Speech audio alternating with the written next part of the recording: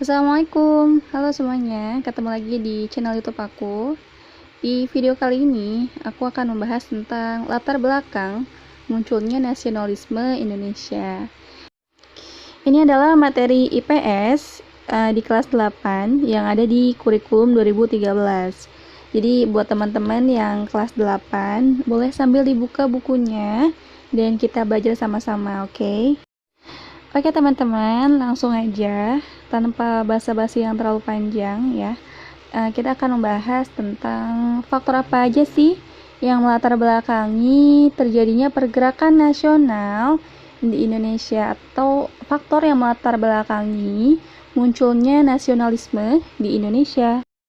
Jadi teman-teman, ditinjau dari pengaruhnya, pergerakan nasional ini tentunya dilatar belakangi dari berbagai macam kejadian. Nah, kejadiannya ada yang berasal dari Indonesia dan ada pula yang berasal dari negara lain, atau disebut dengan faktor internal, dan juga ada faktor eksternalnya. Baik, yang pertama kita bahas dulu dari faktor internalnya ya. Tentunya faktor yang pertama adalah rasa senasib dan sepenanggungan. Pada saat itu, seluruh rakyat Indonesia mengalami kesulitan hidup yang sama, kemudian kesengsaraan yang sama, sehingga muncul rasa kesatuan, rasa nasionalisme dalam diri mereka untuk sama-sama berjuang. Berjuang untuk apa? Berjuang untuk melawan para penjajah, sehingga mereka bisa keluar dari kesengsaraan hidup yang selama ini mereka dapatkan. Yang kedua adalah adanya perluasan pendidikan. Ya, memang pada zaman penjajahan Belanda, itu rakyat Indonesia tidak diperkenankan untuk menempuh pendidikan yang tinggi. Pendidikannya hanya sampai tingkat rendah, dan ini bertujuan untuk memenuhi pegawai rendahan. Pendidikan tingkat tinggi itu hanya untuk orang-orang Belanda dan sebagian anak-anak pejabat. Tetapi nih teman-teman, secara bertahap, kesempatan bagi rakyat Indonesia untuk memperoleh pendidikan yang tinggi juga semakin besar. Hal ini dipengaruhi oleh kebijakan baru pemerintah Hindia Belanda melalui politik etis, yaitu politik balas budi. Jadi ada sebagian besar nih masyarakat Belanda ya yang merasa kasihan gitu ya, merasa prihatin atas penderitaan rakyat Indonesia pada saat itu. Jadi ada beberapa cara balas budi yang diusulkan pada saat itu, yaitu dengan melakukan edukasi, imigrasi atau perpindahan penduduk, dan juga irigasi atau pengairan. Nah, kebijakan inilah yang memungkinkan berdirinya sekolah-sekolah di berbagai daerah di Indonesia. Semakin lama, perkembangan pendidikan juga semakin pesat pada saat itu. Jadi pendidikannya tidak hanya diselenggarakan oleh pemerintah saja, tetapi juga diselenggarakan oleh berbagai organisasi sosial dan juga keagamaan.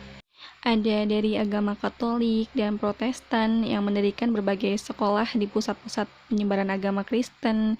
Kemudian juga di beberapa kota berkembang ada pendidikan yang berdasarkan keagamaan seperti Muhammadiyah, Persatuan Islam, dan juga Nahdlatul Ulama.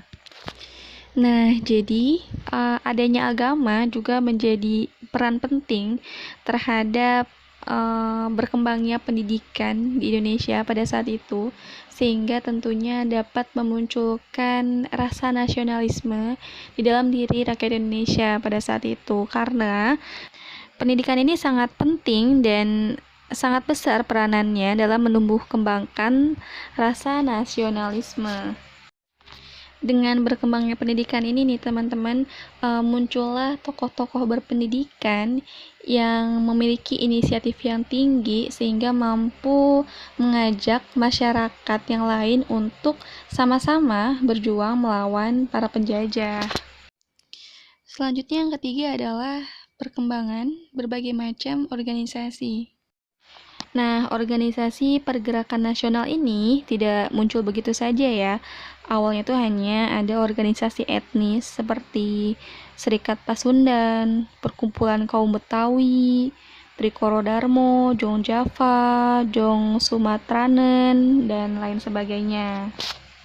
Selain organisasi etnis, juga ada organisasi keagamaan ya, seperti Muhammadiyah, Nahdlatul Ulama, Persis atau Persatuan Umat Islam, kemudian Perkumpulan Pemuda Kristen, dan lain sebagainya.